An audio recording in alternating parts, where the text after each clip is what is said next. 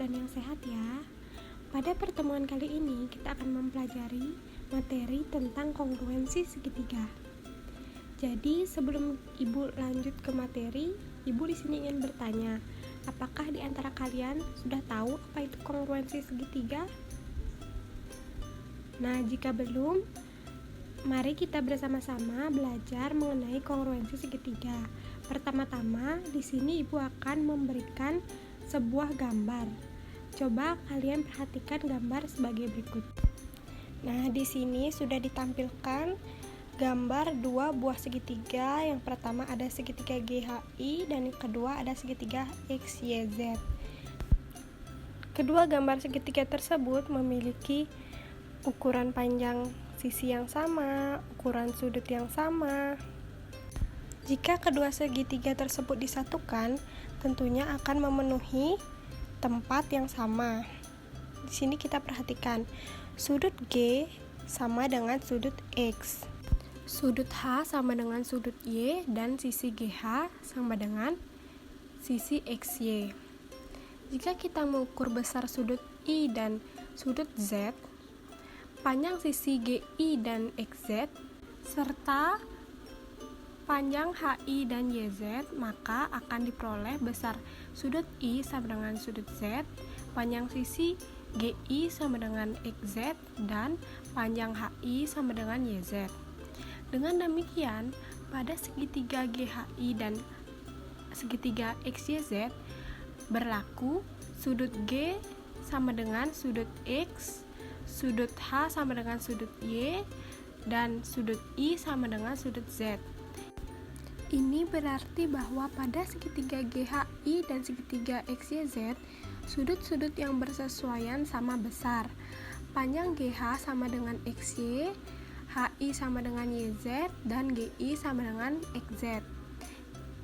Jadi, segitiga GHI dan segitiga XYZ, sisi-sisi yang bersesuaian tersebut sama panjang. Dapat kita simpulkan bahwa segitiga GHI dan segitiga XYZ memenuhi sifat dua segitiga yang kongruen.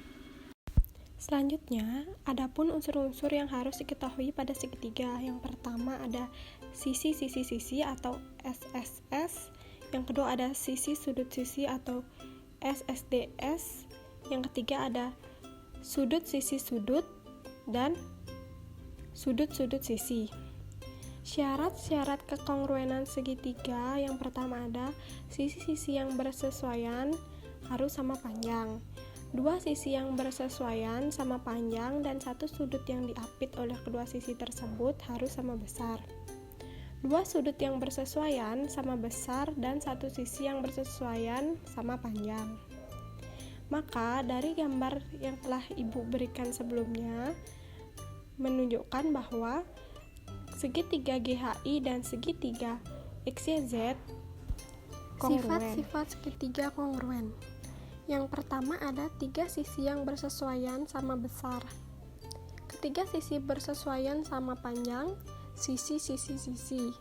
Dua segitiga akan kongruen jika ketiga sisi pada segitiga pertama sama panjang dengan ketiga sisi yang bersesuaian pada segitiga kedua. Kemudian yang kedua, sudut dan dua sisi yang bersesuaian sama besar. Dua segitiga akan kongruen jika dua sisi pada segitiga pertama sama panjang dengan dua sisi yang bersesuaian pada segitiga yang kedua. Dan kedua sudut apitnya sama besar atau sisi sudut sisi. Kemudian yang ketiga, satu sisi sama panjang dan dua sudut sama besar atau sudut sisi sudut. Dua segitiga akan kongruen jika dua sudut pada segitiga pertama sama besar dengan dua sudut yang seletak pada segitiga kedua. Dan sisi yang merupakan kaki persekutuan kedua sudut harus sama panjang. Dan biasa disebut dengan sudut sisi sudut. Agar kalian lebih paham, mari bersama-sama mengerjakan contoh soal berikut ini. Contoh soal: selidikilah apakah segitiga ABC kongruen dengan segitiga DEF. Jelaskan. Untuk menyelidiki apakah segitiga ABC dan segitiga DEF kongruen, kita harus melihat apakah kedua segitiga tersebut memenuhi syarat dua sisi yang bersesuaian dari dua segitiga. Nah, dapat kita lihat pada segitiga ABC dan segitiga DEF memiliki ukuran panjang yang sama dan sudut yang sama besar. Hal ini dapat kita buktikan dengan melihat pada besar sudut segitiga ABC dan segitiga DEF, di mana sudut tersebut memiliki ukuran besar yang sama dan panjang AB sama dengan DE, CA sama dengan EF, dan BC sama dengan DF.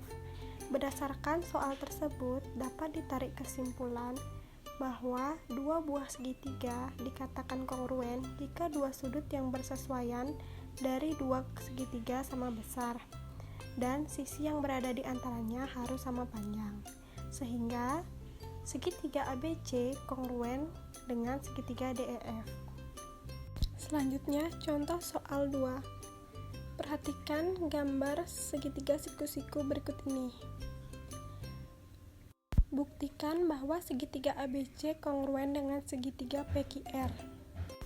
Untuk menyelesaikan soal tersebut, kita harus menentukan panjang dari sisi BC. Kita dapat mencari menggunakan teorema Pythagoras.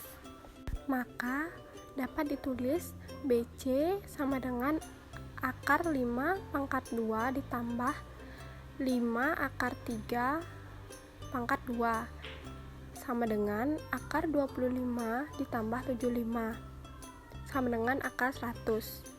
Akar dari 100 sama dengan 10. Sehingga panjang sisi BC adalah 10 cm. Selanjutnya kita menentukan besar sudut dari ACB, sehingga diperoleh hasil sebagai berikut ini.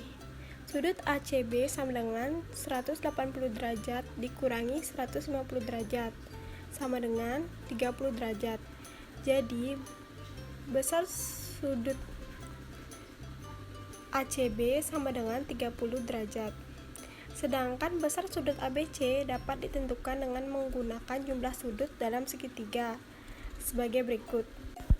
Maka, sudut ABC sama dengan 180 derajat dikurangi sudut ACB ditambah BAC sama dengan 180 derajat dikurangi dalam kurung 30 derajat ditambah 90 derajat kurung tutup dan diperoleh hasil 60 derajat.